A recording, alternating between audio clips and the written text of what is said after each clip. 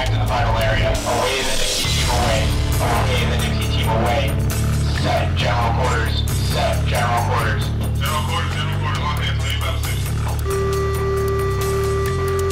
General quarters, all hands, leave out station.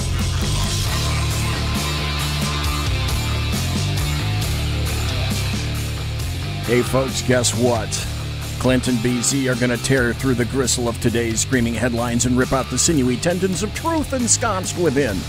All from the hoary streets of Sacramento, Fornicalia, exposing the trembling toadies, the sniveling jackanapes, and fripperous fopdoodles infesting altogether too much of this great nation of ours. Please feel free to partake of our chat room at shrmedia.com. Featuring the effervescent contrarian sackheads Clint, plus the unrestrained bulbosity of the Zeppmeister, doubling your late-night conservative talk show pleasure with double the hosts. Some contents may have settled during shipping. Member FDIC, batteries not included. Terra Cross dotted line, Hecho in Mexico, patent pending. Warranty void in Montenegro. Tonight, Clint and BZ will talk about a veritable gaggle, a shrewdness, a murmuration, an obstinacy, a war and a pandemonium, a gaggle, a muster, a covey, and unkindness, a maelstrom, a knot, a shiver, a murder, an intrusion, a smack, a hive, a prickle, yea, a veritable cauldron of topics. Yonder, across from me, is the sackhead Clint's unit, and I'll be your server and obese somnambulist reprobate for tonight. Sorry, we do not take American Express or personal checks, and remember, this is only an exhibition, not a competition, so please, no wagering. No wagering. No wagering. Like, at all. Like, hey, I bet, I don't bet, but if I were to bet. If you were a betting man. Would I say, I bet 5 Bitcoin that BZ and Clint talk about blah, blah, blah. Like, we could seriously have a friendly wager, because gambling is illegal in the state of California unless you are... Unless you're in a casino. Correct. Which we are not. Correct. When Sackhead Sean texts you in the first 3 minutes of the show, you'd think it's something freaking important. Yeah, and it was. So I had to look. I wanted to see if maybe he had a message for our listeners. He doesn't. No, he doesn't. No. But at least maybe he had a message for our listeners. So how have you been? It's been a few weeks. Yes, it has. Actually, we've missed 2. Yes, we have. We've missed shows. 2. Minimum of 2. We may have missed 3, but I know it's definitely a minimum of 2 shows. 2 that we have missed. Because we've had stuff going on. Yeah. Well, life happens. Gets in the way of some of the best laid plans of anyone and everyone. Yes. I have lined up. Now, folks, you must admit, you have to realize that this time we have not had the opportunity to sit down and discuss specifically what we're going to talk about tonight. Now, what I've lined up in terms of topics are things that Clint and I have spoken about over the past couple of weeks, plus some new topics. And one topic that I ran by Clint in terms of a video, and I have some thoughts on that, and Clint was pretty insistent that we talk about that tonight, and I have some insight perhaps on that video. So did you talk about that on your previous show? I did not. Really? I did not want. There was so much other stuff to talk about last night, and then I was on Ken's show on Monday.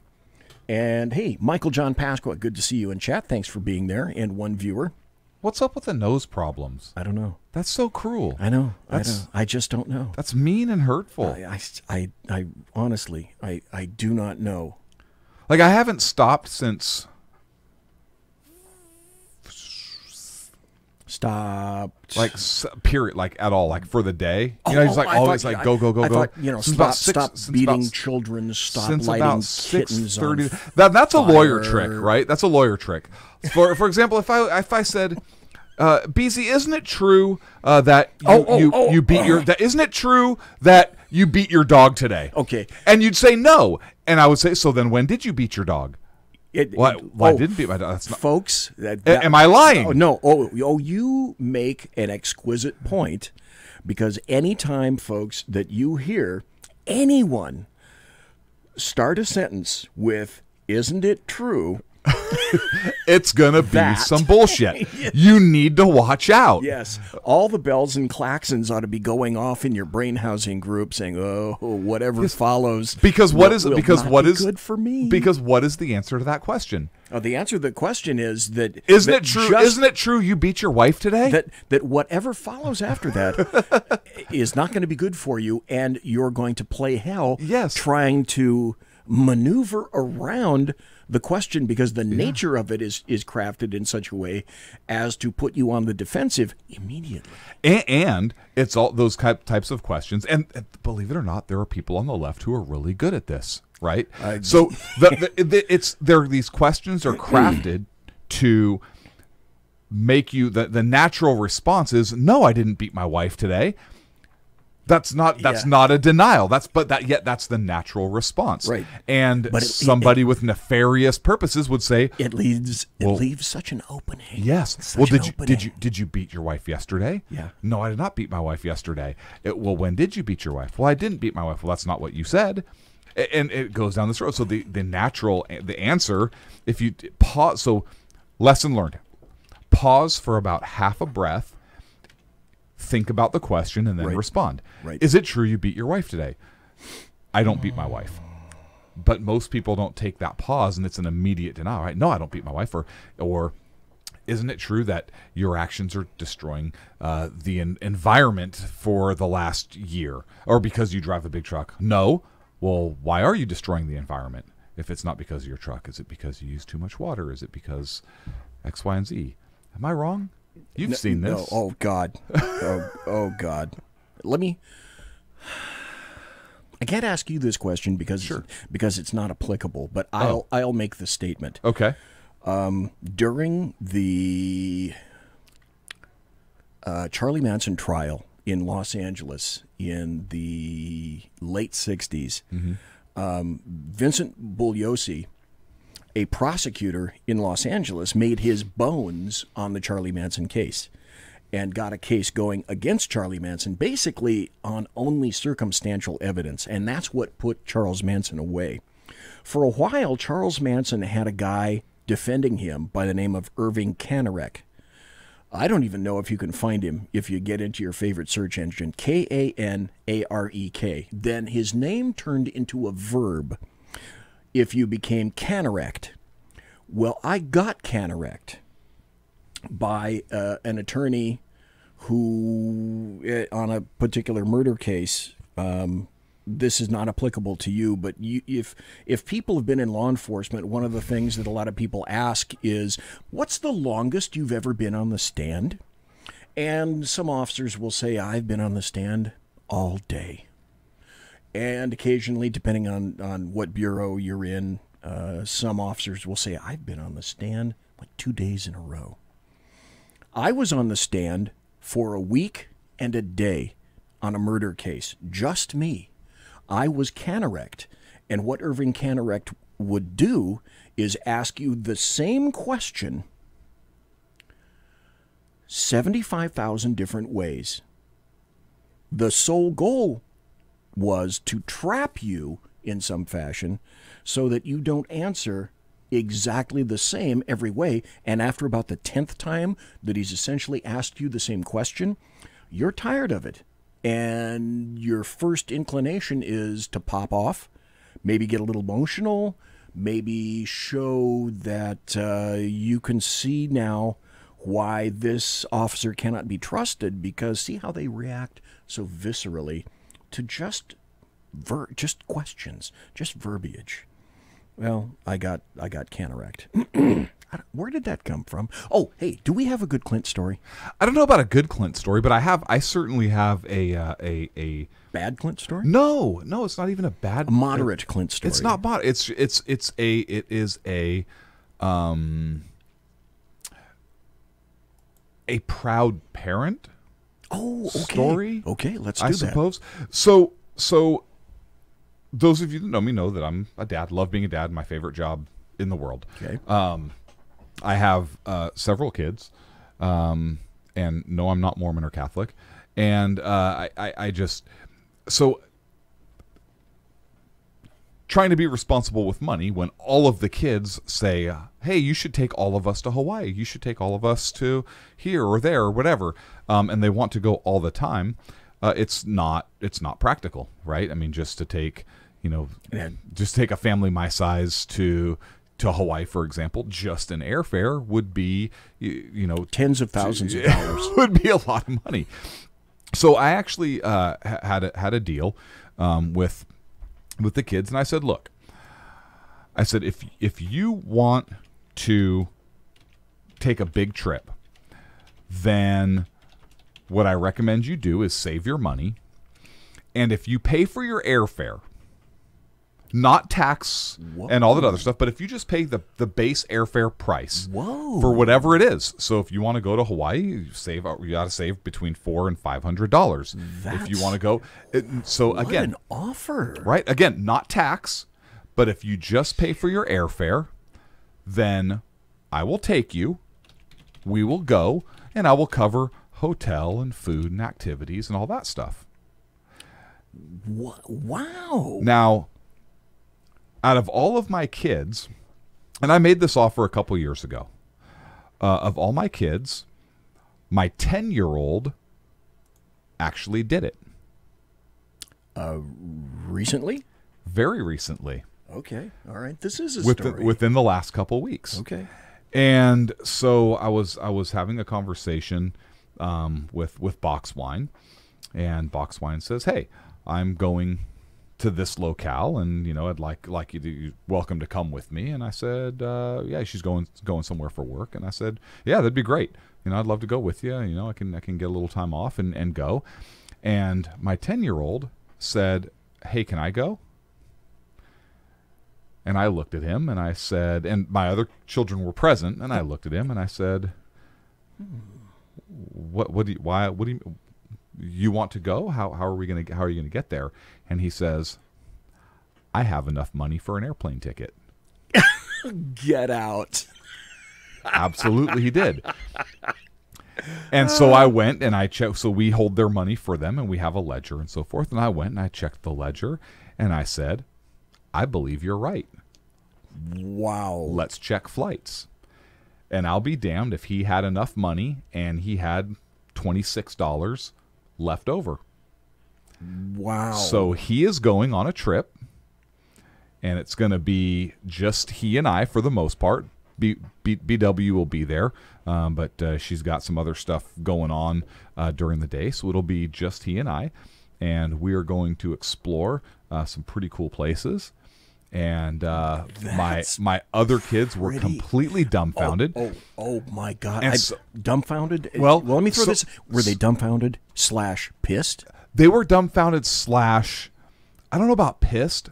I think they were sad, and mostly my 9-year-old, because he was visibly upset that he wasn't going also. And so then this turned into another. Yes. The trembling lip. Yep. And this turned into another lesson, because he asked how much he had saved, and I said, well, you have $160 saved, after referring to the ledger, or $140. Not nearly enough. And I said, so everything to him was abstract, but he's the one who has to learn the life lesson the hard way. So I said, well, let's look. Every time your brother got money, he would sock it away. Literally, sock it away. And I typically try to enforce a rule: for every $5 they get to spend $2, they get to save $2, and then they donate $1. That's kind of been to whatever charity they want. Okay, so that donation goes to something that they spec. Correct. Okay, Yep. but it's got to be to an organization like that. Yeah, typically, it's been to a church. In the past, it's been to a church. So that's kind of been my rule in the past. I like the way you work. But since my 10-year-old has been saving, he hasn't spent anything. And I've been a little bit more lax on that rule than I should have been, but I think only because he's been saving everything, so I haven't been paying as much attention to it for the others like I should have been. So he'd get, and he'd work extra. So they don't get an allowance for doing household chores. That's bullshit in my opinion. You're part of the household. You have to do household chores. Certain things. Anything outside of that, and now we'll post a job, and that job pays up to a certain amount, because if you do the job and you do a crappy job, you're not going to get the full amount. So you set the levels of that. The level, you hold them to a quality level. Correct. They're paid commensurate to the quality of work that they do. Okay. I like that too. And I'll tell you, BW is excellent with this stuff. Also, I can't even take credit for all of these ideas. I can take credit for some of these ideas, but I have to give her a lot of credit as well with this. And so that's their thing. And so Colt would work. He would do extra stuff. He'd do a great job. He'd go above and beyond. And literally every dollar he got, because I'm not paying him $20 a job. I mean, he's 10 years old, 9 years old. You know, these guys, and those are two of them. I'm not giving them a bunch of money. You know, it's not like I'm stuffing their sock or anything like that. So there really is a very specific amount of saving. There is. That goes on, coupled with an amount of. Oh, let me ask you this question then. Okay. Oh well, I want to finish. You have a question, but I want to finish the other lesson for the 9-year-old. Okay. So my 10-year-old would literally save everything, and so I asked and. BW, actually it was BW, not me, who asked the 9-year-old. She said to him, okay, hey, anytime you got $5 or $1 or $2 or you'd have $6 of money, you would get a little Lego set, or you would get X, Y, or Z, or you get $2, you'd buy a Hot Wheels car and a bouncy ball or whatever it is. She said, where is all that stuff right now? Okay, all right. This is good. I see where this is going. And he kind of shrugged his shoulders, and we said, well, are the Legos, do you have those special sets set aside, or are they just in with all the other Legos now? They're in with all the other Legos. That Hot Wheels car that you got that you had to have, that dollar was burning a hole in your pocket. Do you know where that car is? It's in with my other cars. No. Do you I thought you were going to say no. Well, it was no, because he doesn't know which ones there. Can you tell me which cars you got from Santa, or from me, or from your mom, or from your stepmom, or from? Can you tell me where, or the ones you bought? Do you even know the difference between the ones you bought versus the ones that were given to you? No. So he had a very hard lesson on the instant gratification versus long-term responsibility and long-term savings. And those are some really important lessons for kids to learn. So the question that I have is, what span of time are we talking about between the time that you told him, if you want to go with us, to fill in the blank, you're going to have to save, and the time that he heard that, began saving immediately, and then saved up and had enough before he came to you and said, I can do that? About 2.5 years. He saved almost $400 in 2.5 years. What a lesson that is. Yeah. And especially with a kid, a week can seem like a year. Yeah. Yep. So he had patience. Yep. That is really a critical lesson in the Sackhead Clint's household. And a set of accomplishments. And here's the cool thing too. So so here's where we're going. Here's all the stuff we can do and more. I want you to search this where we're going, and I want you to make a list of things you want to do. I'm going to make a list of things I want to do. The things that are the same, we'll put aside. And then the days that are left, one day you get to choose, I get to choose, because he has skin in the game. He paid for his ticket, so he gets a say in the activities that we do. Because this isn't those are all very overarching, important concepts for kids to learn, that I would wager you're probably one of 2,000 or 3,000 parents or more who have thought of something like that. That just doesn't teach one lesson. That incorporates a whole bunch of lessons at once, not the least of which is finance, time, budgeting, motivation, quality, work, ethics, responsibility, authority. There's a whole bunch of lessons that you've wrapped up in just doing that one thing. That's pretty amazing. That is a great Sackheads Clint story. That's a cool Clint story, right? And so he learned that because he had skin in the game, because he bought the ticket, it's not just me and BW taking him somewhere and now we're going to dictate what we do on the trip. It's, oh no, this is his trip too. He paid just as much for the airline ticket as I did. And so he gets a say in some of the activities that we do because he has financial, he has a financial interest in the trip. He's part owner of that trip.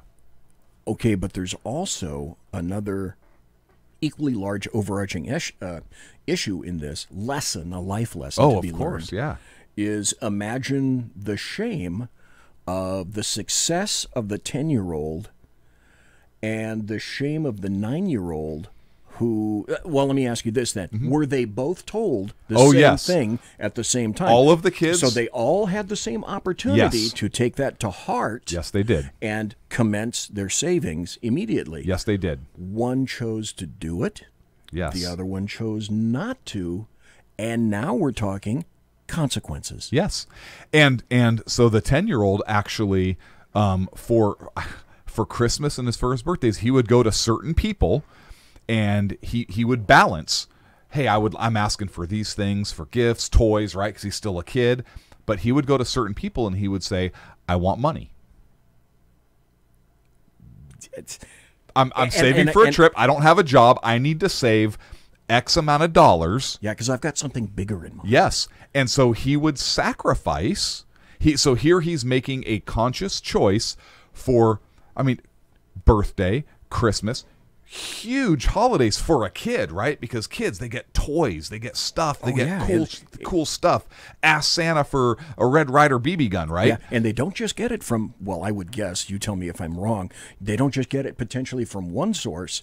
They could get it from the family, the grandparents, maybe, I'm just throwing it out there, maybe an aunt, an uncle, another house that you visit during Christmas. So there are potential multiple sources involved in this money stream. Yep. So he was very strategic. He would ask, he would like a gift, or he asked for something from Santa, from Box Wine and I, he would ask for something. But then from certain people, he didn't want a gift, like his grandfather, who gets some cool shit for these kids.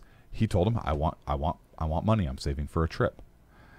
And so the strategic people, he would ask for money, and that's where he would get his kind of, $50 chunk here or something like that. For a birthday, he'd get a $20 chunk here. So he probably got half his money by asking for money from a couple specific people for holidays, and people who usually get good gifts, so he'd get a chunk. Okay. Right? And then the rest he worked hard and saved for. So I don't want to say that it was given to him, because it wasn't, because he still made the conscious decision, a mature decision at 10 years old, to understand he had a goal, and to get to that goal quicker without a job, he would have to trade off a Christmas present or a birthday present for financial gain for a future goal. See, you're doing a couple of things now. You're involving strategy. He doesn't know it yet. Oh, that was all him. That wasn't us telling him to do that. No. But what he's learning, yes, and he hasn't verbalized it, but you know already what's going on. He's learning the OODA loop. He's learning strategy, and he's learning tactics and the difference between the two. And someday I'm sure you'll verbalize them. But he's learning strategy in terms of the larger plan. What's my big story arc? I want to get from here in order to have a flight, go with my dad. I want to buy this more expensive gift in my future. So he's got strategy going. Now he has to figure out the tactics that will enable him to reach his strategy and his goals. Yeah. Well, he's already this kid. He's already talking about, hey, in the summertime, I can go to each house on the street and tell them I'll pull all their weeds for $5. So he's already got that entrepreneurial spirit going on, which I'm proud of. He learned another very important lesson last week. God, this is really, really good. That kid can now field strip a semi-automatic pistol of varying types. That's a pretty important lesson to learn, don't you think? I would say so. He can field strip and press check a weapon. Unloaded weapon, but he can field strip and press check an unloaded weapon. Here's a brief story. We got, let's see, 4 more minutes before the bottom of the hour break. Here's an important story or an important aspect that I learned from my dad when I was about the same age. Mm-hmm. And it helped me throughout life. And I'm mentioning this because guaranteed 10 years from now, 20 years from now, 30 years from now, you're going to hear from that son, those sons, those kids, that those strategies help them along in life, and they're going to mention those with great thoughts. Yeah. One of the things that my dad did with me when I was about 10, back when there were newspapers, is we'd go back and look at the stock market. And in the various newspapers, you'd have 2 pages of little teeny little numbers. I remember those. And Dad started saying, okay, when you make money, I had a paper out and a bunch of other stuff. When you make money and you bring that stuff home, you don't just blow it on crap. You know what we're going to do? We're going to start investing in stocks. And I want you to watch the stock market. And we're going to pick stocks. You and I are going to pick stocks. And you're going to actually invest your money in these stocks. And we'll watch these stocks together. We'll watch them rise and we'll watch them fall. And then I'll talk to you about why they rose, why they fell, why you want to maybe get out of this area, go into another area. I learned basically stock market investing through my dad at the age of 10. So by the time I had, I was making $50 a month when I was throwing newspapers in the 60s. For a young kid, 9, 10, or 11 years old, to be making $50 a month in the 60s, I was a rich motherfucker. But I would keep that, and I wouldn't buy stupid crap. Mm-hmm. I would save it, and we would invest it in the stock market. My dad got me a portfolio that when I examined, and I never really did anything for it or looked at it very much. One day when I had a series of jobs, I started examining, and I wanted Dad to look at my portfolio. I wanted to open it up. At the age of 20, I had a portfolio worth about $100,000.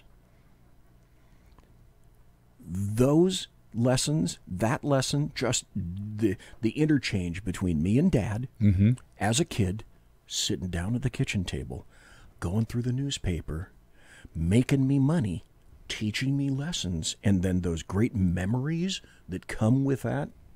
What's going to happen is your kids are going to remember the day that Dad decided to do that, and they're going to remember the results, and they're going to look back upon that as some of the fondest memories they ever had, because you are teaching your kids success right now. Well, I got to tell you, BW is far better, has a far better financial mind than I do, and she's teaching them great things as well. But I'll tell you, one of the things that they will remember with me is I taught them a valuable lesson. I see Mike Wood in the chat had them press check an M1. They're too little. I don't want them to get M1 thumb yet, but I do have a Garand. And a funny story there, but I can't talk about it right now. Those boys, my 9 and 10-year-old, know how to clear their hard corners. And they know how to carry a weapon in Sewell, and they know how to not present their muzzle past the side of a door. They know how to slice the pie, and they know how to clear those hard corners the first thing through the room. And the great thing is, they do that every night before they go to bed. Those two guys, so Nerf wars in my house are epic, and I have my 9 and 10-year-old can make a room entry, and they can clear their hard corners, and they can put Nerf darts on target, either in the hard corners or in the center of the room, and that's learned behavior because they got ambushed too many times by Dad hiding in the hard corner. And every time I'd shoot them in their little rear ends when they'd over-penetrate, I'd tell them, watch your damn hard corner. So those two guys do not over-penetrate the room. They check their hard corners, and they get shots on target pretty quick with Nerf guns. So, God, I love that. Okay, we're going to take a break. Gee, that is fabulous. Conservative media done right. You're listening to the SHR Media Network. Hey, this is Michael Wright. And I'm Shannon Wright. Join us for The Right Way with Shannon and Mike, Monday through Thursday from 7 to 9 a.m. right here on SHR Media. Why are they joining us? For fun things like sports, politics. Oh, maybe some news and entertainment? And all kinds of other things. Money and recipes and events, all kinds of stuff. Yeah, so join us Monday through Thursday, 7 to 9 a.m. here on shrmedia.com.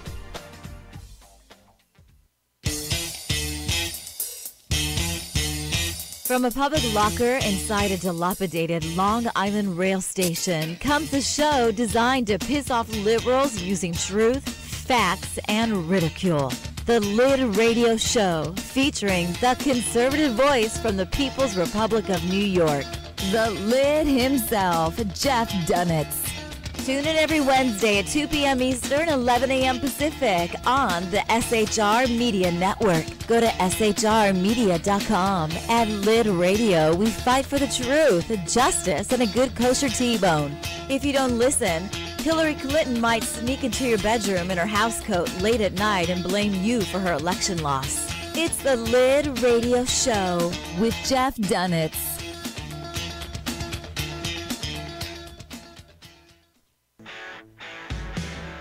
Hey girls, Carry Girl Gear is here. More and more women every day are concealed carrying, participating in competitive shooting, and getting firearms training. It's not a boys' club anymore, and we don't have to shop in their stores anymore either. Finally, a cool and unique clothing line just for women. Dope tees and hats for the patriotic concealed carry and 2A girl. So what are you waiting for? Go check out carrygirlgear.com today. It's your business diva here, Melanie Collette. I am inviting you to a front row seat as I discuss some of the most intriguing details of wealth and finance with today's movers and shakers in the world of business. Listen in and discover financial truths on a global, domestic, and household scale. Uncover topics that will impact your wallet today and in the future. Money Talk with Melanie airs Monday through Friday, 5 p.m. East, 2 p.m. West, right here on SHR Media and High Plains Pundit Talk Radio. You can't afford to miss it.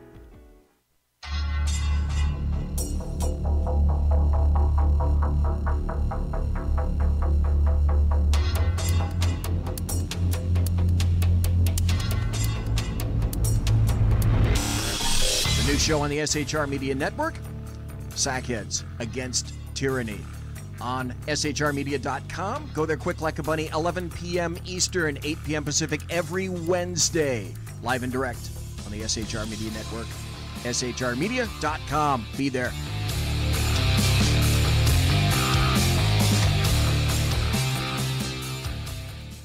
For 50 years, I've seen the American people blinded by corrupt politicians, a lapdog media, and deceptive Islam.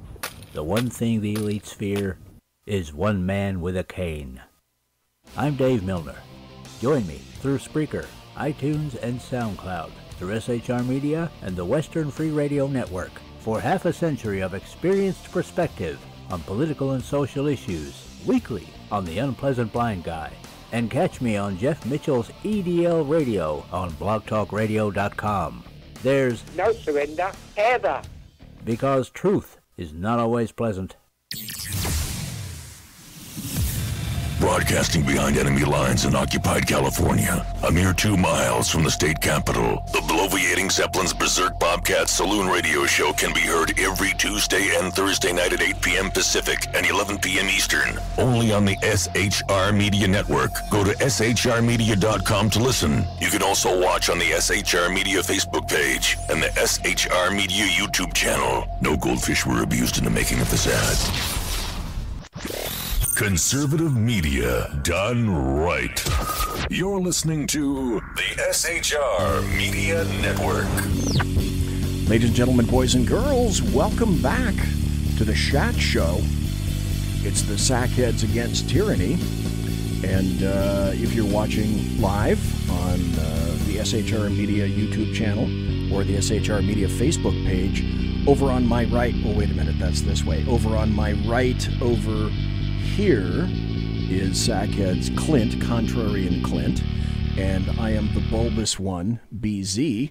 And we were talking about a great thing that Clint was doing, basically gun-safing his kids, teaching them how to clear a room, and more importantly, the value of responsibility, money, and basically teaching. That's what your job is as a parent, is to teach your kids to be as independent as early as possible and learn life lessons now while they're protected like you can do, so that when time comes for them to get out and fly, they will have already been exposed to a whole bunch of concepts that other kids will not have been exposed to. I think, frankly, I think that's absolutely exquisite parenting.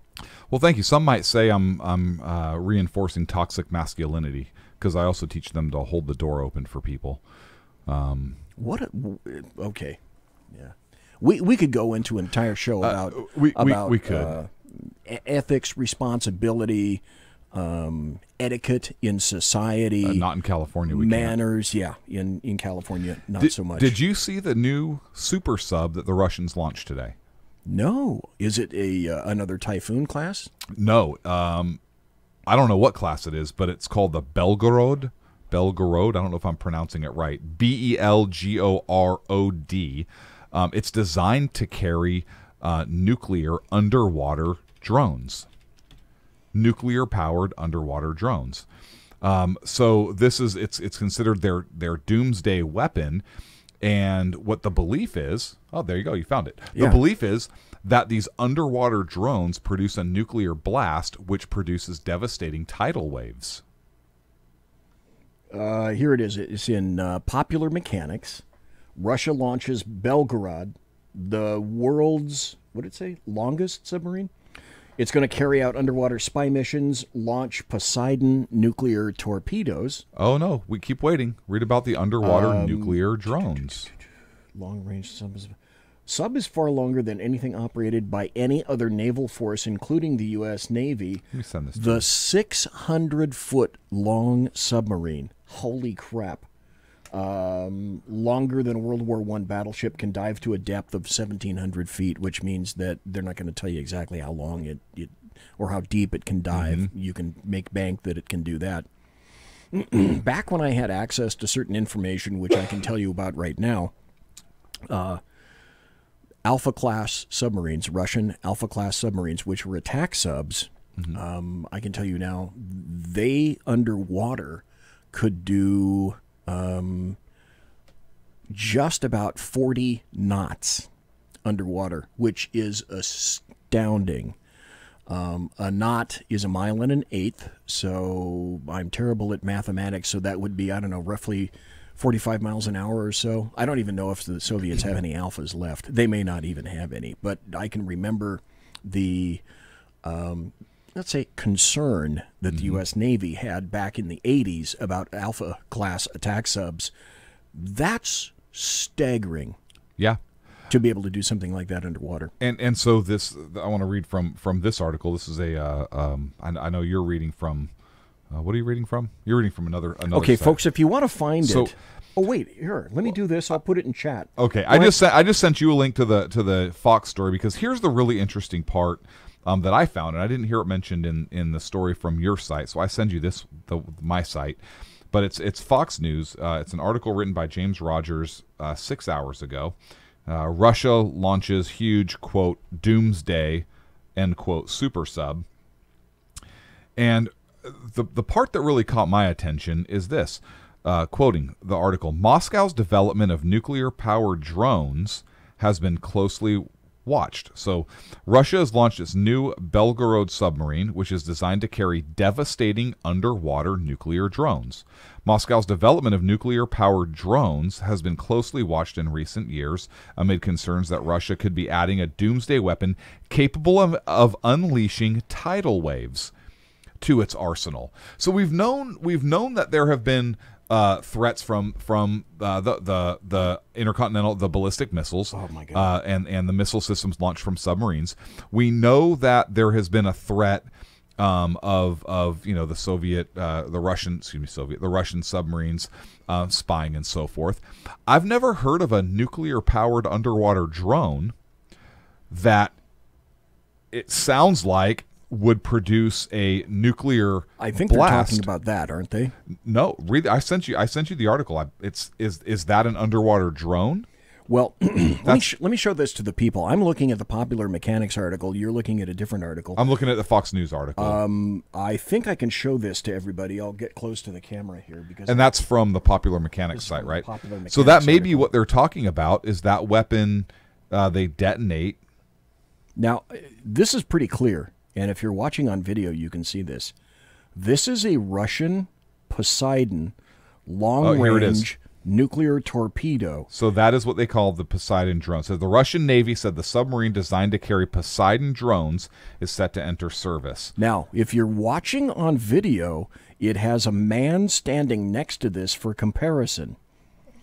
In your estimation, what do you think that looks like? I mean, a torpedo, doesn't that thing look like it's about, 40 feet long, 45 feet long, 50 feet long? Yeah. To me, that's no torpedo. That is something completely different. And a drone, I could believe that. I think that's, so here it says if the you're looking Poseidon. at video, this thing is huge. It's massive. The Poseidon can target coastal areas with a heavy nuclear weapon, causing a devastating tsunami wave. So there we go. Jesus, I could believe that. Putin has said its tests have been successful. He first mentioned the nuclear-powered drone among an array of other new weapons in a State of the Nation address last year, saying they would render U.S. missile defense systems useless. Well, no shit. If you set off a nuclear explosion underwater close to and set off a tidal wave, how do you defend against that? Well, distance and height, and that's it. Period. End of statement. Holy crap. Yeah, because even if you put up torpedo nets, right, or netting, it's not going to stop a nuclear blast. Well, yeah. Right? So, and you can't set that out into I don't know. I don't know what the defense. I'm sure we're working on something. I'm sure Obama was spun up on this and was putting our people hard to work on. Right, as some kind of trying to figure out an effective countermeasure to something like this. Correct. 604 feet. A 604 feet submarine with torpedoes that look to me, well, torpedo hell. It's a drone. It's an underwater drone with a nuclear package, 45 to 50 feet long. So it operates clearly independently. It can, I'm sure, it's maneuvered by various GPS, etc. My God, that's one hell of a weapon. Poseidon is 70 feet long and 6.5 feet wide.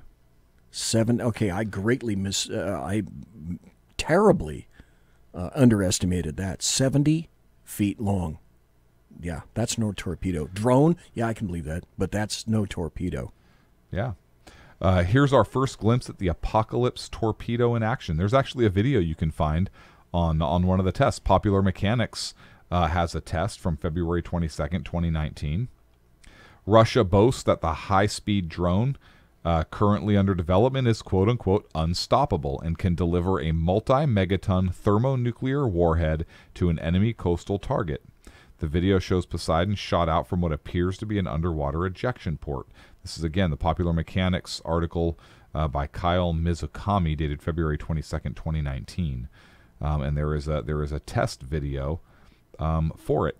Poseidon is 70 feet long, 6.5 feet wide, and is meant to be carried externally by Russian submarines or internally within special carrier submarines, which I'm guessing is what they just launched. The nuclear-powered drone is designed to cross entire continents. dive up to 3,280 feet, and travel up to 80 miles per hour underwater. This combination of deep diving capability and high speed will make Poseidon difficult to intercept. The drone is designed to target coastal assets such as a submarine base, port, or coastal city. The warhead's explosive yield is said to be 2 megatons. By comparison, the Hiroshima bomb was approximately 16 kilotons.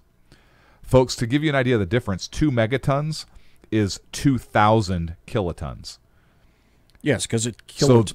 Yeah. So the bomb that was dropped on Hiroshima was 16 kilotons. This thing is 2,000 kilotons by comparison. Well, we'll all sleep good tonight, won't we? Our heads will hit the pillow, and we'll be ever so happy that there are clear and easy countermeasures to take care of something like this. Mm-hmm.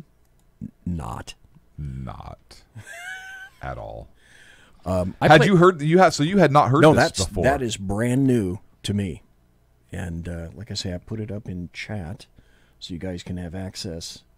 I'm sure it's fine. What's the worst that could happen? Yeah, right. Well, I've got a ton of stories, but before I do that, I played this last night, and I'd like to have your take on it. Sure. This is a little girl who's dressed up to look like Alexandria Ocasio-Cortez. And it is funny. She's doing an impersonation. She looks like she's maybe 9 or 10. She looks like she's doing, or she does an impersonation of Alexandria Ocasio-Cortez. This is fun. Like, I'm Alexandria Ocasio-Cortez, a.k.a. AOC. And, I want to talk about, climate change. Because, there's no doubt cow farts are making the climate change. In July, the climate was 96 degrees, and in February, the climate was 36 degrees. OMG, that's a huge change in the climate in only... Now she's counting on her fingers. 4 months. At this rate, the world is gonna end in exactly 12 years, and, I'm only 29 years old now, so the world will be over when I'm only... She's counting on her fingers again. 37 years old. I also want to talk about socialism, because socialism is so amazing. Socialism is actually short for social media. Did you know that? I have social media, so I'm a socialist. And, 3 of the most successful countries in the world are socialist too. Venezuela, Facebook, and Twitter are all very successful socialist countries. I have a lot of friends who moved to America from Facebook. Not bad. Not bad at all. Not bad for a sharp little kid. And you know what's funny? Did you see the article a couple weeks ago now where AOC, that just sounds so awesome, where AOC claimed that the Republicans amended the Constitution in order to kick FDR out of office for term limits? Did you hear? Did you remember that story? Yeah. Did you hear this story? Yeah. Never mind that amendment passed a few years after he died. Yeah. Just never mind that. And then when she got fact checked on it, she got all angry. Oh, she was pissed. But how many people believed that? How many people would read that story or read her, hear her say that, and simply believe it? Believe it. Oh, the Republicans! They amended the Constitution simply to kick the president out of office. First of all, I believe that people would believe that because they're ignorant and they have no idea how difficult it is to actually amend the Constitution. And number two, just the unconstitutionality of kicking a president out of office. I mean, they're kicking a president out of office or removing a president from office. There is a very specific procedure for how to do that outlined in the United States Constitution, and it talks about how to impeach a public official. Yet I didn't see a big deal get made of this story at all. No, so many things slip by because people are, well... People believed her. They believe her. Yes. They believe leftists, and so many things are completely unsaid. They are completely unsaid and simply left to lie. Now, it's funny that I should mention the word lie. We got about 10 more minutes before the top of the hour. I think I can do this in 10 minutes. Okay. Somebody told me about this video, and then I went to a website. This has something to do with California. And there is a website called the Representation Project, and I'm at it right now. It's it's all one word, therepresentationproject.org. So you guys can go right there and look at it while I'm talking about it. At the top it says the Great American Lie. Well, maybe you're wondering, and it's got a bunch of homeless people in tents and whatnot, and they're saying that the Great American Lie premiered at the 2019 San Francisco International Film Festival earlier this month, April 15th, 2019. And they're going to announce future screenings and ways to see the film. So let me read a little bit about this. It says, we're currently living, and you have to remember, this is leftist propaganda, but you must be... No, it's a documentary. Oh, well, okay. It's a documentary, BZ. Yeah. Now, that's how it's being presented, as a documentary. But you also have to examine the way in which the words are crafted and assembled, and this is how they present it. We're currently living in one of the greatest periods of social and economic inequality in our nation's history. Today, the top 0.01% of Americans own as much wealth as the bottom 90%. In 2017 alone, 82% of the new wealth created went to the top 1%. Bernie Sanders. Meanwhile, 1 in 5 American children and 1 in 8 American women live in poverty, despite us being one of the wealthiest countries on earth. Stop. Let me interject this right now. I purposely make sure that, and mentioning the paint job is not as important as the concept, but I like to have black conservatives on my show because in their own way, what they're saying to the rest of blacks in America is this: do you want to be successful in America? And it doesn't have anything to do with paint job. This is for everyone. Number 1, graduate high school. Number 2, get married. Number 3, don't have a child out of wedlock. If you do those 3 things, you will be successful in America. So the way this is written and the way that leftists write everything, they're completely avoiding how to get out of these things. All they want to do is emphasize how terrible they are. Okay, so we've got 7 minutes. I found the video of this, and I'm going to play the audio from the video. You'll get the whole concept. And basically, this is a trailer or a teaser for this alleged documentary, which was played in San Francisco, in California, and it's called The Great American Lie. Now, I'll have some comments about this for you, some facts that I discovered along the way, but here's what they're saying is absolute, etched-in-stone truth. Here's a film. It says income inequality is the issue of today. The top 1%. Look at how that has climbed. That's not an income gap. That is an income canyon. When the family you're born into, the zip code where you're born, determines your destiny, that tears at the fabric of the American dream. We're a society of do-it-yourself. Pull yourself up by your bootstraps. When you don't have boots, it's hard. The narrative is you work hard and you're rewarded for it, and I see so many people working very hard and not being rewarded with even a basic living wage. Here I am, 20 years out of law school, but between the mortgage, childcare, the car payments, we are constantly broke. When the mill shut down, all the social problems came about. We've had 40 years of suffering. Enough is enough. What we need is one fair wage. We are the 99%. This is my democracy. It's hard to imagine how America remains the beacon of economic and social opportunity. What's at stake is fundamentally what America is about. We create inequalities by what we choose to value and what we choose to ignore.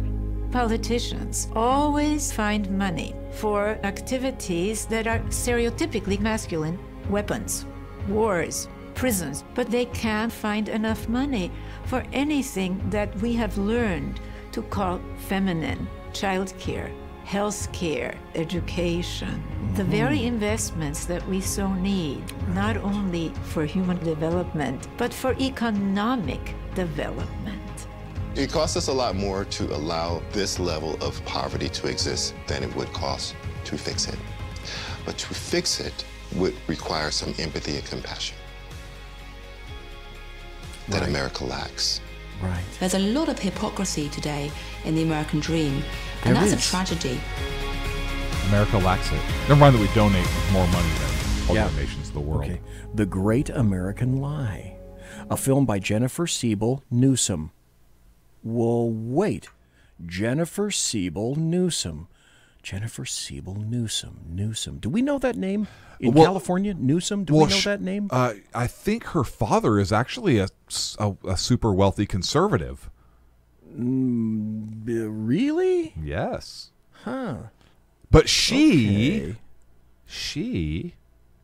is the wife of somebody. Yeah, with now who is it? Who has a last name of Newsom around here in California? That is kind of an important. Wait. Is it Governor? the governor? Governor? So, let me see if I get this right. This is a film by A documentary. I'm sorry. You're right. Thank you. Thank you for correcting That me. does not present a point of view. This is a documentary. No, it's a documentary. Read all the literature. It's a documentary. Everything that's in here is truth. It's their truth. Right. No, it's truth. No, it's documentary, so it's got to be true. Well, that's why it's a documentary. Right, 20 Because years it's out, true. 20 years out of law school, I can't afford anything because between the house payment and the car payment, And the I can't kids. afford anything. No. Then you know what? Buy a house you can fucking afford. Buy a car you can afford. Okay, so let me see if I digress. You correct me on this now. Sure. Jennifer Newsom is the wife of Governor. Partner. She's the first partner. She's the first partner. Yeah, she doesn't want to be called the first lady. She's the first part. Did you miss that news story? No, I didn't get it. Oh yeah, no. You shall refer to her as the first partner. First partner. Yeah, okay. she's not the first So lady. She's the first partner. She's the wife of Gavin Newsom. Yes. Who is the governor of the state of California. Yes. Okay, so this documentary. Yes. We know because we heard it, folks. You and I, we heard what was in this. The documentary. With the documentary, so we know that it's all true. Correct.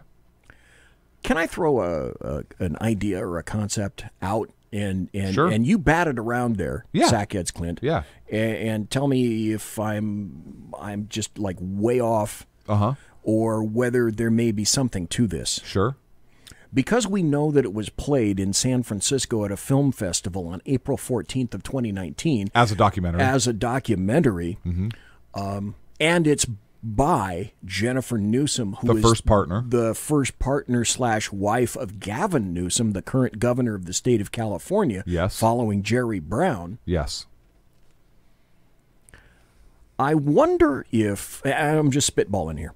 I wonder if this will be used to, I don't know, to play in, my first thought is like lots of public schools. Do you think that this will be a documentary? Oh yeah, I that, could. that I they could will see take and play in a school in all sorts of classrooms up and down Californian public schools to try to let people know that the society in which they live is one of the worst in the history of history, and we need to emphasize that. So it's a documentary. It's been played. It's gotten critical reviews.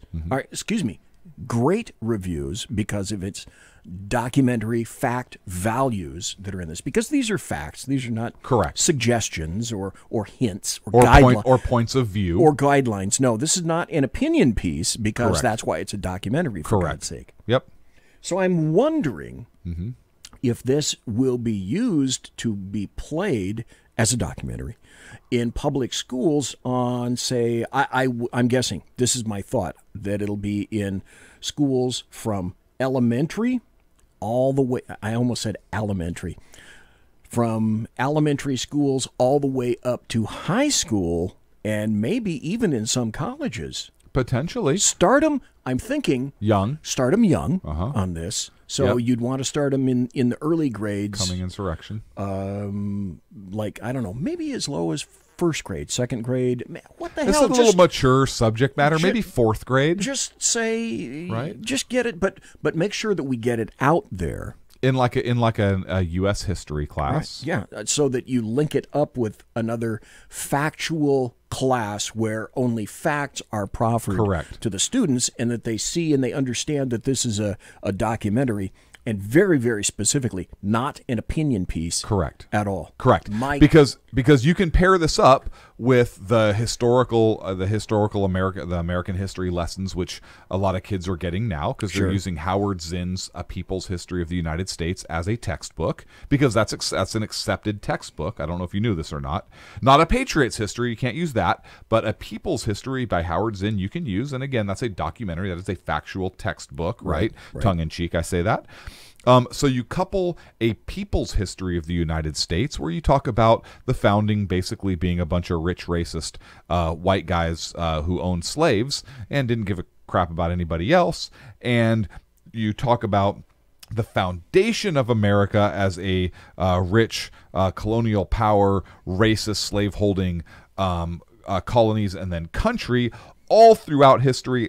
And then you slap it off with that documentary, and I think you create a pretty accurate picture.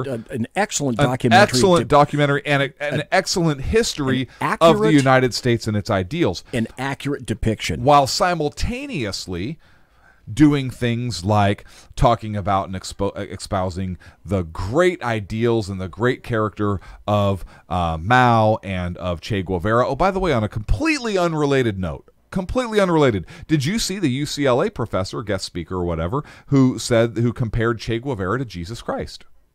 No. In a very serious way. No, but we have to take a break, so can we come back and we can talk about that? We can. We have a lot of stuff to talk about, but I think that the bottom line is that our history, our education system is fucked up at all levels in this state. I can't wait. All levels. Okay.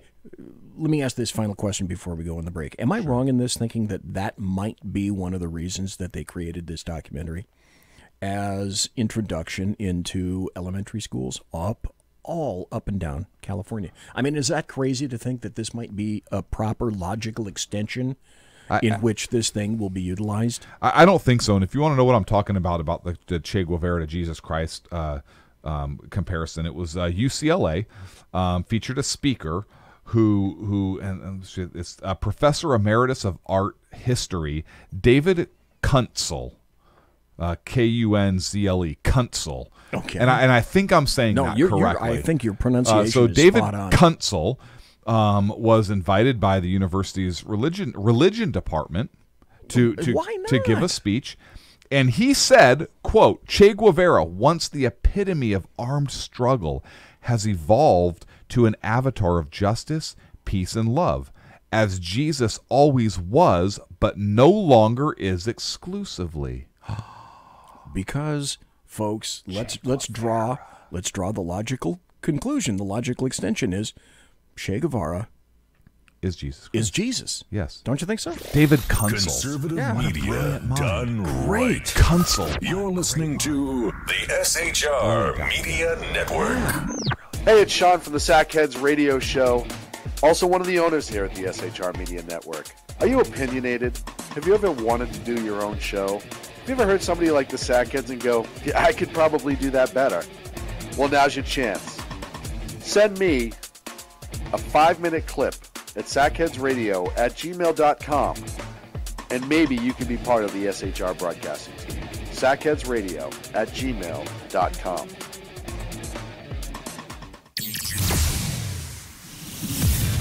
Broadcasting behind enemy lines in occupied California, a mere 2 miles from the state capitol, the bloviating Zeppelin's Berserk Bobcat Saloon Radio Show can be heard every Tuesday and Thursday night at 8 p.m. Pacific and 11 p.m. Eastern, only on the SHR Media Network. Go to shrmedia.com to listen. You can also watch on the SHR Media Facebook page and the SHR Media YouTube channel. No goldfish were abused in the making of this ad. When dirty politicians, shadow governments, and deceptive Islam blind the world with fake stream media smoke, their only fear is one man with a cane. I'm Dave Milner. Join me through shrmedia.com, highplainstalkradio.com, and the Western Free Radio Network at Spreaker, YouTube, and iTunes for a different perspective weekly on The Unpleasant Blind Guy. And catch me on Jeff Mitchell's EDL Radio on blogtalkradio.com. There's no surrender ever. Because truth is not always pleasant. Hey guys, it's Sackhead Clint. I'm excited to tell you about a brand new show here on the SHR Media Network. I'm teaming up with the one and only all-powerful, the bloviating Zeppelin, sitting here to my left, bringing to you a fresh new show here on the network. It's Against Tyranny. And we'll be picking up where the Sackheads left off. Excited to be with you, sir. Sackheads Against Tyranny. We're going to chat. We're going to chat Wednesday nights. S-H-A-T. Sackheads Against Tyranny. Wednesday night, 11 p.m. Oh, it's the same time, right? 11 p.m. Eastern, 8 p.m. Pacific. Same SAC time, same SAC channel. Yep. shrmedia.com. See what I did there? It's your business diva here, Melanie Collette. I am inviting you to a front row seat as I discuss some of the most intriguing details of wealth and finance with today's movers and shakers in the world of business. Listen in and discover financial truths on a global, domestic, and household scale. Uncover topics that will impact your wallet today and in the future. Money Talk with Melanie airs Monday through Friday, 5 p.m. East, 2 p.m. West, right here on SHR Media and High Plains Pundit Talk Radio. You can't afford to miss it. Human by race, Christian by faith, American by nationality, and conservative by choice. Reverend Ralph J. Chittum Sr. is the right guy on SHR Media from 8:05 to 9 p.m. Monday through Friday. And if on the rare occasion I am ever wrong, I will still always be right. The right guy on SHR Media. Hey, this is Michael Wright. And I'm Shannon Wright. Join us for The Right Way with Shannon and Mike, Monday through Thursday from 7 to 9 a.m. right here on SHR Media. Why are they joining us? For fun things like sports, politics. Oh, maybe some news and entertainment? And all kinds of other things. Money and recipes and events, all kinds of stuff. Yeah, so join us Monday through Thursday, 7 to 9 a.m. here on shrmedia.com. Hey, BZ. So the plan's working. You got rid of Sacco. Sean is now stepping away. I never even saw him. And I know, and insidious. You know, we talked about this for for the last 3 years, and finally coming to fruition. You know, I'm still in the room, right? It's almost like he's here still. Did you hear that? Yeah, it's kind of. It's amazing. It's kind of at you. It's kind of eerie. Kind of poltergeist. Like a poltergeisty thing. Yeah, Sackheads Against Tyranny. You're listening to the SHR Media Network.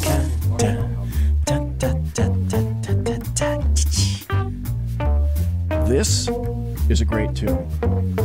Okay, now some of the people in chat were saying, "Oh, you're playing the old classic promos." Okay, I am. There's some promos in there. Like, we don't have Ralph Chittum's on anymore because Ralph he kind of went political for a while, and he was going for a political seat. So, but I play these because I kind of just like the little tunes that are at the end of these things. So, okay, guilty. That's why I play them. We have so many stories. One of the first things, and we were talking at the break. Clint, let me ask you this. See the camera right up here? At the next break, how about if I take this camera and I was going to shove it right somewhere? What? No. I was going to adjust it. What would you like to have it down a little bit more? Because it's a top down, so I'm thinking more eye level with Yes. you? Would you like that? Okay, so during the break, I'm going to adjust that camera because looking at the screen, I'm thinking, it could capture some better things, and we'll put it more towards the front instead of the side for obvious reasons. Right, yeah, we don't want my nose to... Right. Yeah. And I tried to angle it to the front. Well, I'm thinking we'll play previously. around with this. Yeah. On the break. Anyway, there's another story that you said we ought to go to first, and that's this. Bernie Sanders says Boston Marathon bomber and sexual assaulters should be allowed to vote. There's a concept here, and the concept is this, and that's what I've learned. I've grokked this concept, is that everyone that's running in 2020 on the left seems to be attempting to outdo themselves as to how fucking more stupid they can be, or how many more leftist concepts they can pull in, as if the party isn't sufficiently left, it has to bend even further left to the point where no one will relate to these people anymore. Mm-hmm. In terms of Bernie Sanders, what the fuck are you thinking? Yes. Okay, so these guys came over, they were immigrants, bombed the shit out of the marathon in Boston. His brother got killed. This guy was found quivering in a boat. They blew up Americans, and now because of that, this guy should still be allowed to vote. I want to draw the very logical extension to this argument, and those of you that know me know exactly where I'm going to go with this. So Bernie Sanders said, and I'm gonna quote him here, according to the news article, that guy committed a terrible crime. Not going to let him vote. Well, that person did that. Not going to let that person vote. You're running down a slippery slope. And he says, so I believe that people who commit crimes, they pay the price. When they get out of jail, I believe they certainly should have the right to vote, but I do believe that even if they are in jail, they are paying the price to society, but that should not take away their inherent American right to participate in our democracy. So let's follow this to a logical extension. Okay, let's do that. So these people that are in jail, I'm going to start even more basic than that. These people who have completed a jail or a prison sentence, they have been deemed that they have paid their price to society. Since they have paid their price to society, according to Bernie Sanders, that should not take away their inherent American right. This says to participate in our democracy, but I'm just going to stop. This should not take away their inherent American right to anything. So if he's saying it shouldn't take away their inherent American right to participate in democracy, I can think of a couple of things. How can he then argue that their inherent American right to blank should also be taken away? And I'm going to talk about the right to keep and bear arms. A very specific right. That's very interesting. I would have suggested. One of the first 10, as a matter of fact. So why is it, if they have paid their price to society, Senator Sanders, that you're okay with them exercising their inherent American right to participate in democracy, right? But you're not okay with them exercising their inherent American right to keep and bear arms for self-defense or to protect themselves from a tyrannical government. Wow, that's interesting. What an interesting comparison. So how is it that and if they're in jail, how can they then? So he says if they're in jail, they're paying their price, so they shouldn't have their inherent American rights taken away. So if they're in jail, how are you going to take away their inherent American right against, for example, say, search and seizure? The right to be secure in their papers or effects while they're in a custodial setting. They should have the same privacy. Yes. How is it as anyone else? How is it, Senator Sanders, if somebody is not convicted of a crime, they are simply coming into the United States Capitol to visit? Why is it that they are subject to? So why do they have to waive their Fourth Amendment right to search and seizure, and go through screening to come to, say, your office? Why is it illegal to carry, for somebody to give up their inherent American right to keep and bear arms if they're going into, say, the Capitol? Not to do harm, but to simply exercise their right for self-defense. Wait, are you trying to hint that this might be a little hypocritical? Yes, because he identifies the slippery slope himself. He says not letting somebody vote, you're running down a slippery slope. And I have to say, I agree with Senator Sanders. This entire idea presents a slippery slope, because how is it you say they've paid their price and so now they can participate in this American right, inherent American right, but they cannot participate in this inherent American right? Wait, you're saying that you agree with Senator Bernie Sanders? In the fact... That was a very attorney trick of you. I'm saying that I believe, I agree with him that it's a slippery slope, but I think we're talking about two very different things. I'm looking at it's a slippery slope for, hey, if you're saying they have this inherent American right that they cannot be denied because they are paying their price to society, or they have paid their price to society, then how is it you can argue that this other inherent American right can be taken away? Be careful. Let me see if I can sum. Be careful what door you open, because some persons will be compelled to walk through it. Yes. Something similar to that? Yes. Look, if somebody is... I think that there are some crimes that are so heinous that certain constitutional rights are forfeit, because you have proven that you cannot live and function in a society because, and I would say murder, acts of terrorism, I would say acts of attempted murder. I think there are certain things that society says, okay, you cannot exercise this particular right. For example, to vote. Look, voting, and this is absolutely right, Andy, in the chat room, voting by definition was a privilege. Look, you used to have skin in the game in order to vote. You had to be a property owner. Yes. So you had to have some skin in the game to be able to vote. To steer society in a responsible way.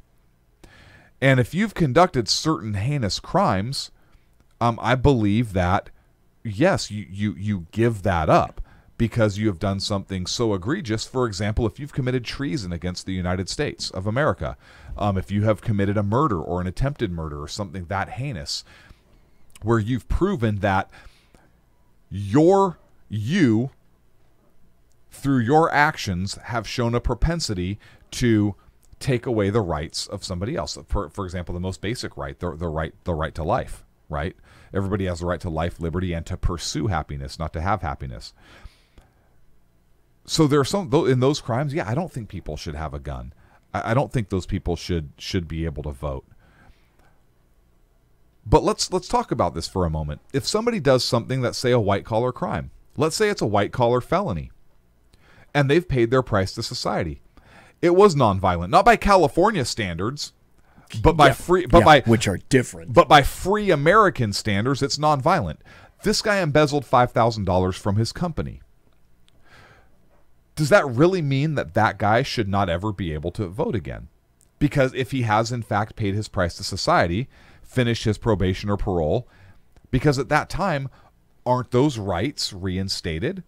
Or do you now no longer have a search condition, right? So you're not waiving your Fourth Amendment right in exchange for your early release or in your promise of good behavior. You've completed all that. So why should that person not be able to vote? I can see that argument. Okay. But with that argument, I also say, well, if that same person's rights are truly restored because they have paid their price to society, and it was in fact a non-violent crime, it wasn't a crime against the United States sovereignty, act of terror, or something like that, why should that guy who embezzled $5,000 from a company, say, not be allowed to defend himself or his family? Why can that person not serve as a member of the informal militia and maintain firearms? If you haven't done something like something as heinous as we discussed, and I'm okay with having those clearly defined, even having rape in there. But absent that, why is Bernie Sanders saying that they can have these rights and not these other rights? That makes sense. Let me ask a question. Sure. Let me contrarian Clint. Sure.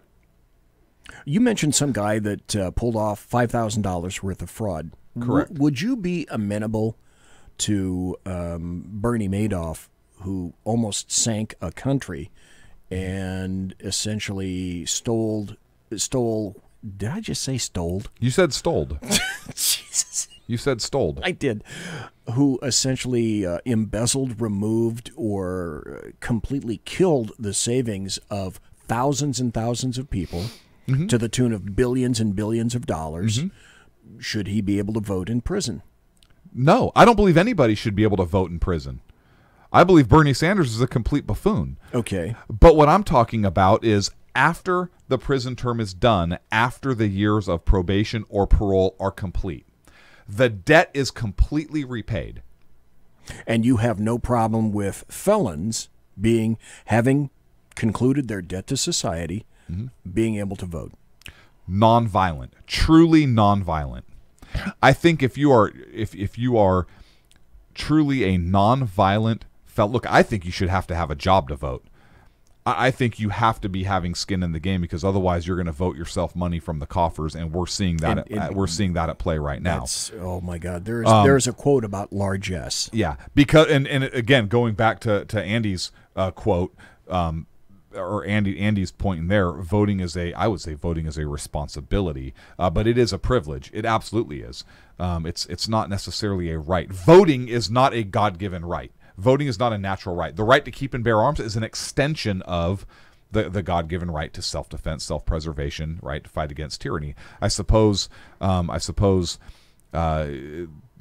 could argue the right to vote is in fact an extension of the natural right of self-governance, right? Because you're choosing your elector. So I could see that argument. But once a debt has been repaid, if a debt is repaid and their position in society is restored, their position in society is, even Bernie Madoff say, as hated as that guy is, if he has paid his debt, by definition, he doesn't owe anything else.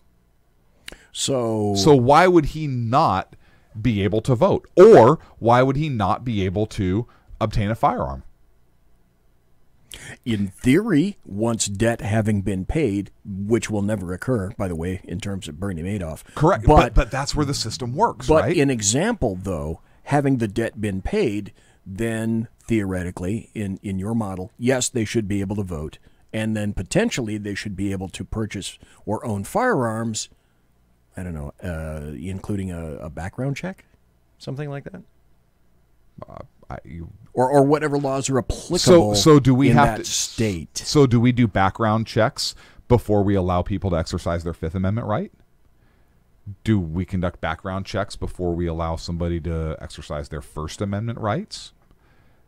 Do we conduct background checks before we allow states to exercise their 10th Amendment rights? Now you're going pure on me. I am. You're going all clear. I am. And you're going pure. I am. A position that I admire, but I wish more people had the ability to embrace.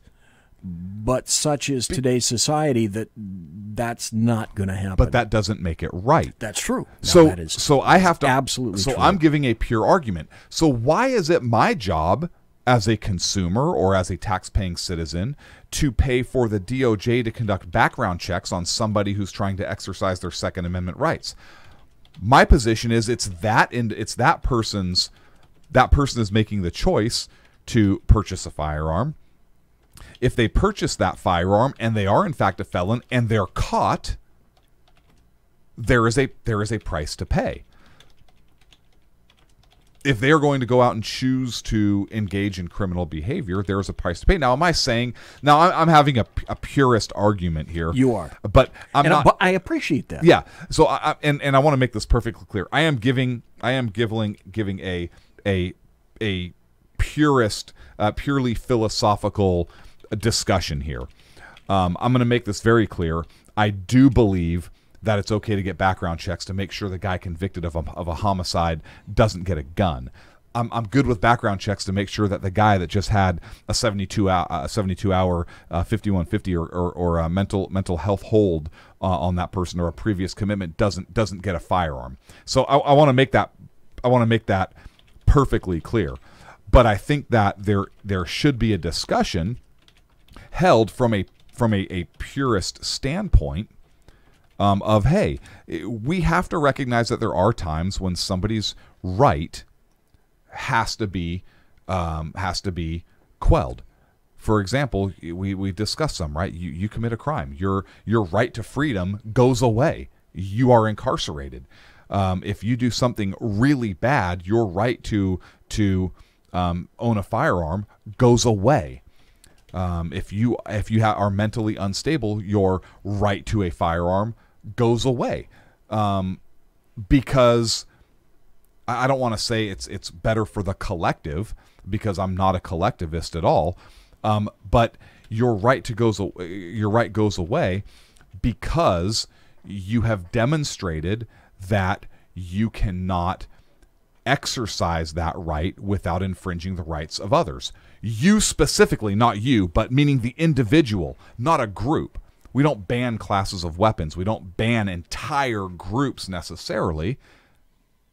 We ban specific individuals based on specific articulable facts. And each case is different, examined individually. Yes. And that's what I'm talking about. So this is my problem with Bernie Sanders of everybody is repaying their debt, even the Boston Marathon bomber. Therefore, we cannot infringe upon their American rights, right?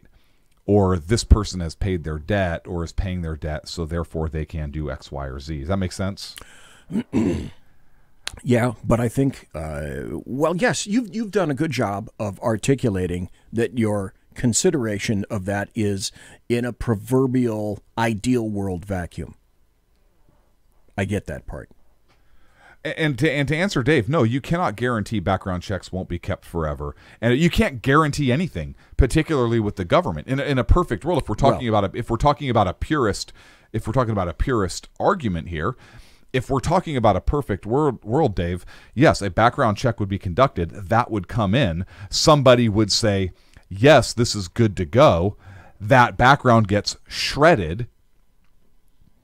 The paper saying, yes, it's good to go, goes through, the firearm purchase goes through, and I would say all record of the transaction goes away. Why are we keeping a record for the federal government of firearm purchases? I mean, if somebody clears it, right, why are we keeping the make and model of the gun and the driver's license number? I mean, why not just saying, hey, on this date, this individual purchased non-specific firearm, past background.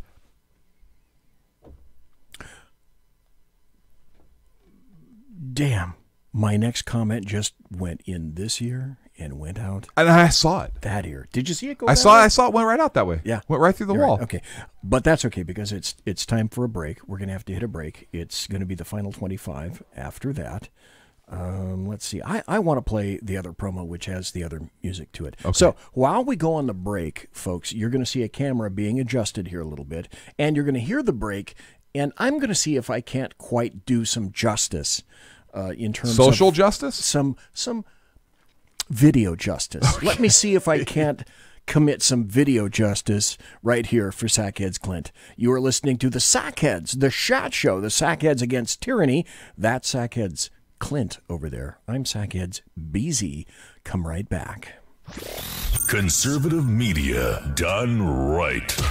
You're listening to the SHR Media Network. Hey, it's Sean from the Sackheads Radio Show. Also one of the owners here at the SHR Media Network. Are you opinionated? Have you ever wanted to do your own show? Have Have you ever heard somebody like the Sackheads and go, yeah, I could probably do that better? Well, now's your chance. Send me a 5-minute clip at sackheadsradio@gmail.com, and maybe you can be part of the SHR broadcasting team. sackheadsradio@gmail.com.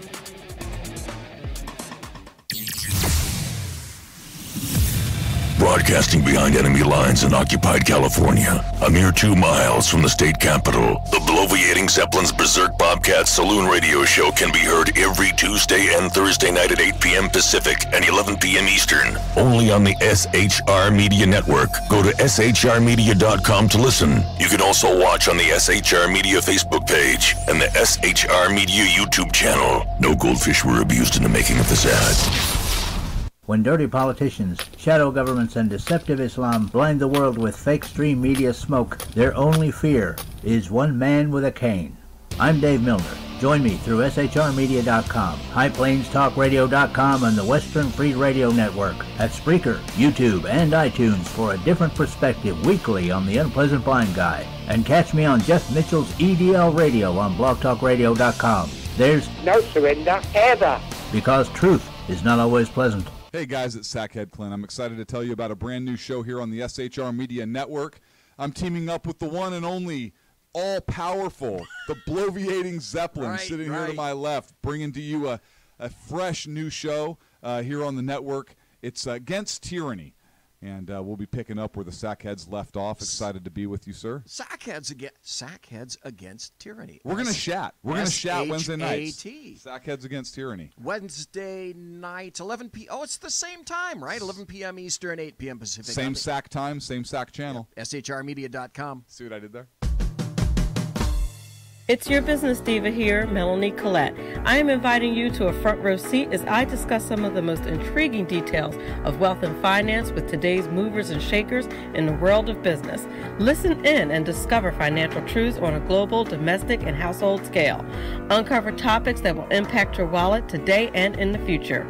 Money Talk with Melanie airs Monday through Friday, 5 p.m. East, 2 p.m. West, right here on SHR Media and High Plains Pundit Talk Radio. You can't afford to miss it. Human by race, Christian by faith, American by nationality, and conservative by choice. Reverend Ralph J. Chittum Sr. is the right guy on SHR Media from 8:05 to 9 p.m. Monday through Friday. And if on the rare occasion I am ever wrong, I will still always be right. The right guy on SHR Media. Hey, this is Michael Wright. And I'm Shannon Wright. Join us for The Right Way with Shannon and Mike, Monday through Thursday from 7 to 9 a.m. right here on SHR Media. Why are they joining us? For fun things like sports, politics. Oh, maybe some news and entertainment? And all kinds of other things. Money and recipes and events, all kinds of stuff. Yeah, so join us Monday through Thursday, 7 to 9 a.m. here on shrmedia.com. Hey, BZ. So the plan's working. You got rid of Sacco. Sean is now stepping away. I never even saw him. And I know, and insidious. Insidious. You know, we talked about this for, for the last 3 years, and finally coming to fruition. You know I'm still in the room, right? It's almost like he's here still. Did you hear that? Yeah, it's kind of. It's amazing. It's kind of at you. It's kind of eerie. Kind of a poltergeist. Like a poltergeisty thing. Yeah, Sackheads against tyranny. You're listening to the SHR Media Network. I am BZ. That is Sackheads Clint. If you're watching on video, let's see. Sackheads Clint is right there, this way, and BZ is this way, and BZ is this way. Yeah, this way. I think we got it right. So that's the final 25. I'm BZ, that's Clint. You're listening to, and watching, I should say also, the Shot Show, the Sackheads Against Tyranny, live and direct right here from the SHR Media Studios. And over the break, we got the camera adjusted a little bit better to Sackhead Clint's actual official approval. So it's a better angle on the dangle.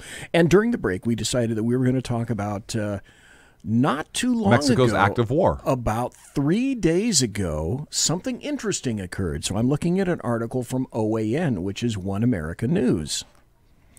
And it says, this is the headline, and if you didn't hear this... is that the one? I sent you that one, right? Yes, you did. It's time to wake up because 2 U.S. soldiers, sovereign United States of America soldiers, were stopped by... Wait, hang on. Where were they? Oh, they were on United States soil. So we have 2 U.S. soldiers doing their soldiering job, being paid by the United States of America, and they're on United States of America soil. Mm-hmm. They're stopped by Mexican troops on the U.S. side of the border? Yes. Folks, did you hear about this?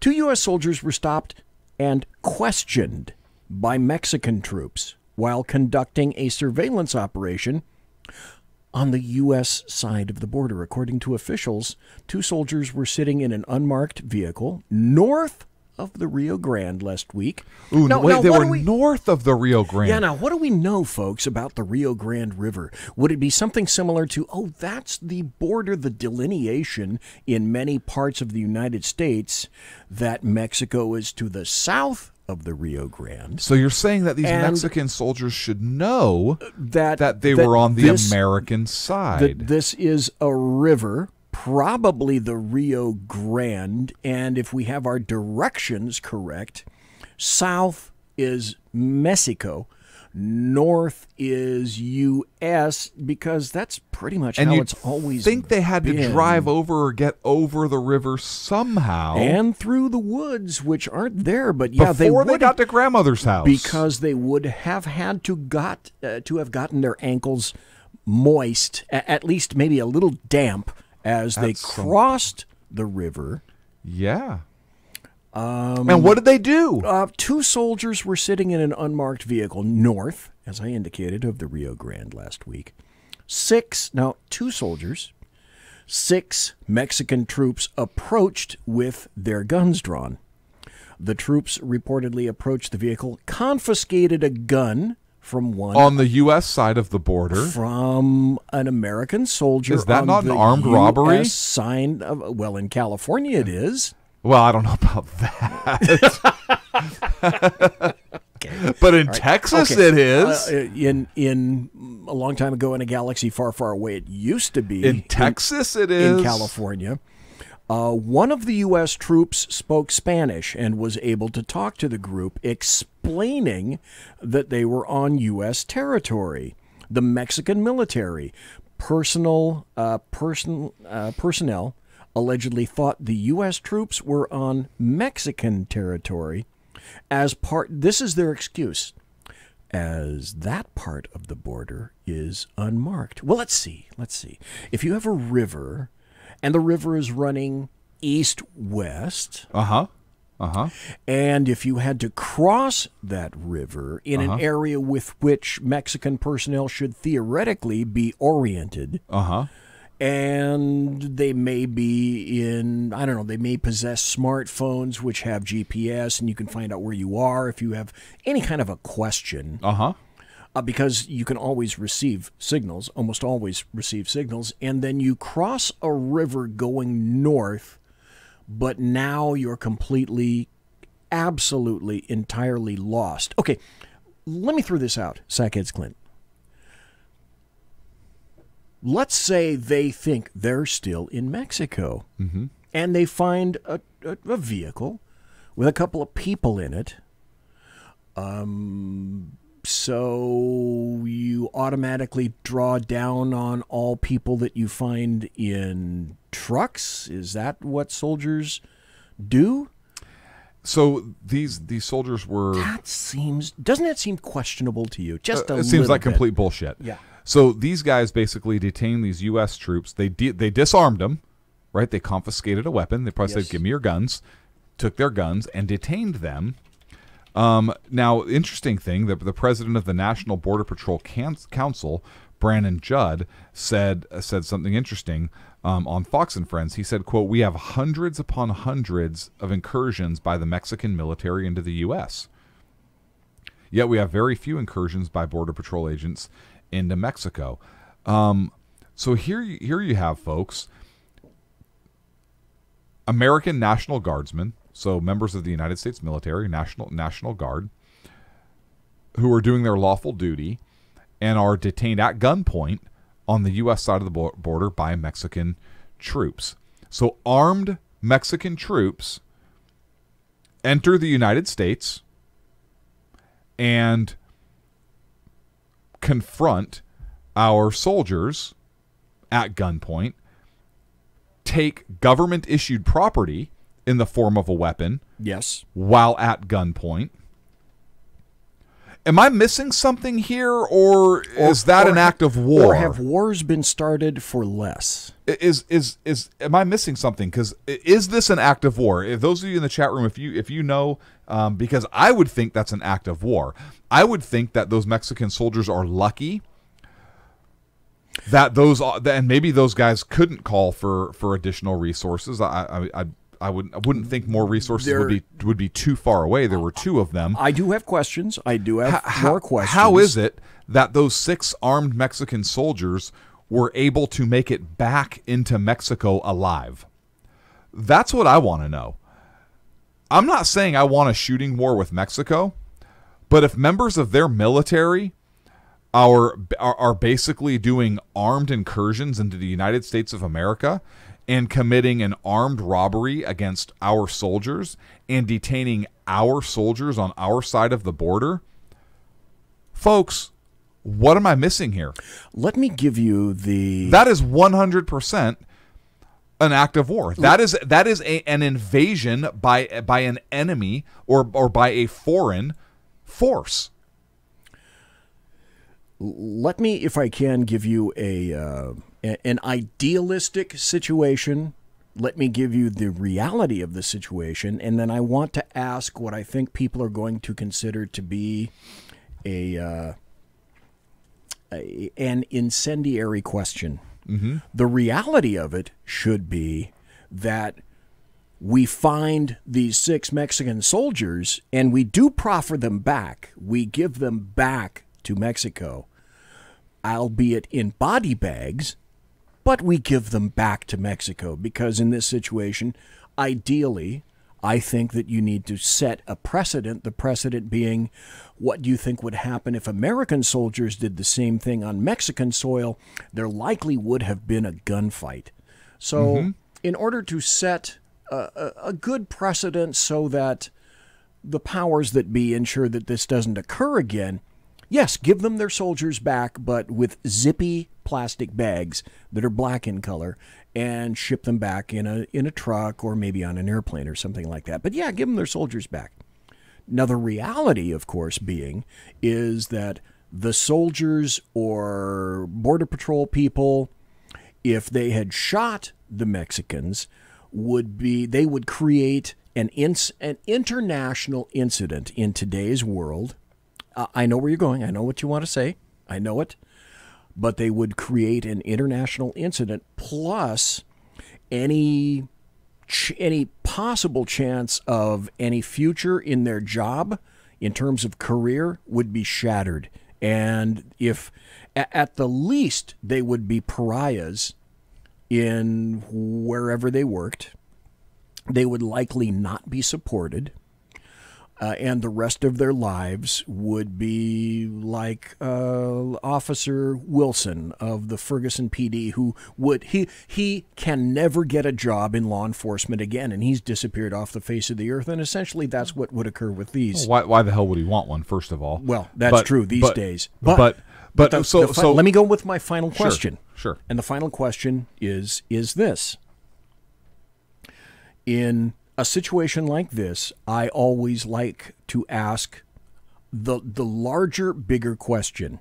And I think this addresses this goes to that question.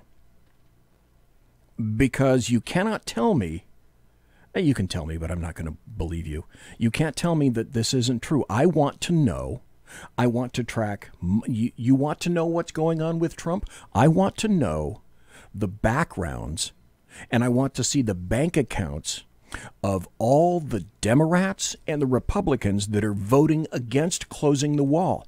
Because what I'm submitting to you now is that my bet is a disappointing amount of these cocksuckers are taking fucking drug cartel money and then using that money to translate into votes like the Clinton Foundation. The people that continuously are voting against security and sovereignty of the United States. You want to talk about treason? The people that are failing to vote with the United States on shutting the border, those are the treasonous bastards as far as I'm concerned.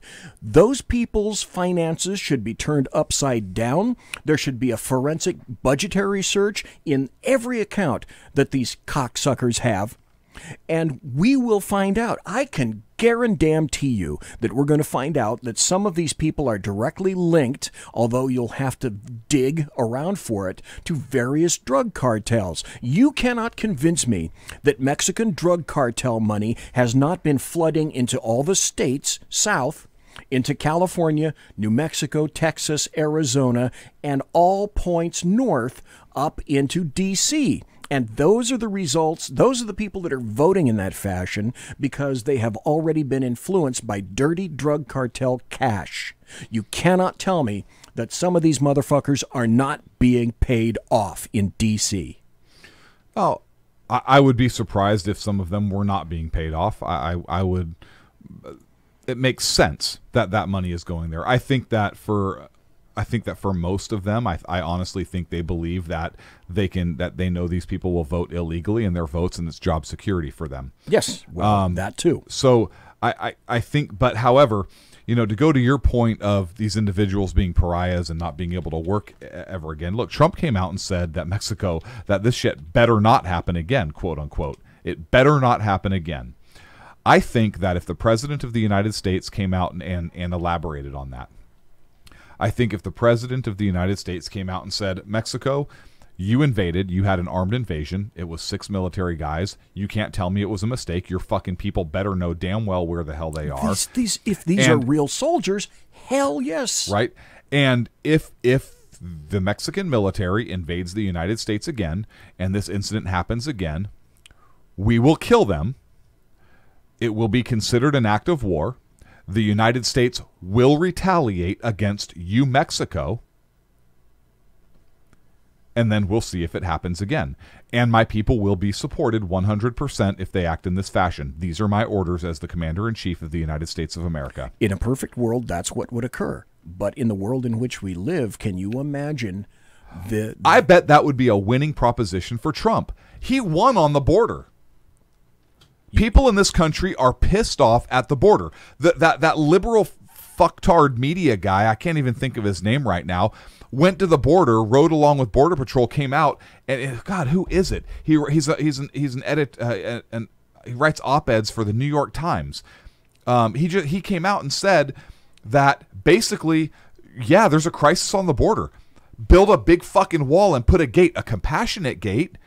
But put a gate in it. Boy, I want to find out who that was. Let me see if I can. Let me see if I can find it for you. I don't remember that. Okay, are you suggesting? I'm not suggesting. I'm saying that an actual New York Times or Washington Post or a big left-leaning newspaper like that sent an actual reporter down to the actual border. That individual witnessed what occurs down there. That is to say, reality slapped him in the head, and he came back with an article indicating that, yeah, this is terrible and we need to do something about that immediately. You're saying that? Yes. Okay. Let me see if I can. See if I can find it. I would love to read about that. But you're saying that leads me the conflict between what we would like ideally to occur and the way reality is right now. Someday, before 2020, something similar to that may potentially occur. And this is one in a series of truths that I believe in. Don't know when. Might be 6 months. Might be a year. It might be November of 2020. I cannot help but think that we are on the cusp of a major societal cataclysm because leftists are not going to give up. So what happens when... I'm sorry. Go ahead, BC. If Trump were to do something like that, and that is in the mind of a leftist, you'd have to burn kittens on video to be even slightly worse than Trump defending the border of the United States using deadly force. The resulting histrionics that would occur, and I submit riots, would continue unabated for days and potentially even weeks going into 2020. Now, let me throw this out here, too. Sure. Since you're looking for the article, and I understand. What happens, folks, and we've talked about this before, but I think it truly does need to be examined. What happens if/when, Orange OMB, Orange Man Bad. What happens when the Orange Man wins a second term in November of 2020? I'm submitting that if we thought there were riots that were terrible on November 9th of 2016, we ain't seen nothing yet if OMB happens to pull out a second term. Now, in what form these riots will occur, whether they spread, I was thinking, and I was proven, thank God, wrong when I was suggesting, and I couldn't say it because I had an idea as to when the Stephon Clark verdict was going to come out. But I was theorizing that when the Stephon Clark verdict came out, that the DA, Sacramento County DA, decided not to prosecute the Sacramento City police officers who shot Stephon Clark, I thought that would be a match that would light in Sacramento, go up and down the state, and then kind of migrate across the United States. Thankfully, that didn't happen. There were a couple of kerfuffles here in Sacramento, but it didn't ignite in the way that I thought perhaps it would. I was a little confused about that, and particularly in light of the fact that the state of California Attorney General Xavier Becerra essentially grabbed onto the bootstraps of our DA and echoed the same decision. That is to say, he wasn't going to conduct any further investigation. As far as she was concerned, the investigation was done. It was concluded. The city of Sacramento police officers were cleared. They weren't going to be filing charges. So luckily I was proven wrong in that, but I think you have to consider next year, November 2020, what if? And I think we need to be prepared, because there's a major difference between something that was kind of local that I thought would go national, but it didn't, and I will say, okay, that's great. But I think we need to consider that due to the temper of the times and the abject hate and the depiction that occurs on behalf of leftists, Democrats, and the American media maggots, and the influence, and I'll be honest again, the influence of George Soros money, where protesters are paid to do this, that's something equally nasty to 2016 or possibly even worse is going to occur. Because leftists, look at, this is interesting, there were, 5, 6, 7 leftists at the CNN town hall. That got one of the worst ratings in CNN history. Not even 500,000 people, I think 400,000 people, were watching those debates of what were the leftist frontrunners debating. And that's where we got all sorts of various video clips from Bernie Sanders, Kamala Harris, Cory Booker, et cetera, et cetera. So that's why I'm of two minds about this. Maybe the leftists are attempting, well, maybe, definitely the leftists are attempting to make us think they're bigger than they are. So how will that play in the larger overarching scope of what happens in November of 2020? I'm just thinking we need to gird our loins just in case. Were you able to turn up anything on that article? You're still kind of peeking around? Not yet. I'm okay. Peeking around. But I think there are some serious considerations that we have to make. We're talking about California. Here's another little California story. San Francisco human feces map shows waste blanketing the California city. Shocking. Imagine that. Watch where you step in San Francisco. I'm looking at a map on this, and the city and county of San Francisco are all the same. You know what? This is so incredible that I'm going to take a photograph of this and show you folks what it looks like. Here is the map of the city and county of San Francisco. Okay. Let me show this to you. What I'm going to show to you now is, see all the brown? Literally, get it? The brown. Those are the limits of the city and county of San Francisco. The only areas that are slightly unaffected, that have even the teeniest bit of lighter colors to them, those are areas that are still semi-protected for tourists when they come into San Francisco. That's the depths to which San Francisco and leftists have sunk in the state of California. Let me throw out this as well. There is another article that just came out today. I'm going to Bigfoot my own show tomorrow, so I won't be able to use this tomorrow. But I think you need to get out there. California, this is from CBS here in Sacramento.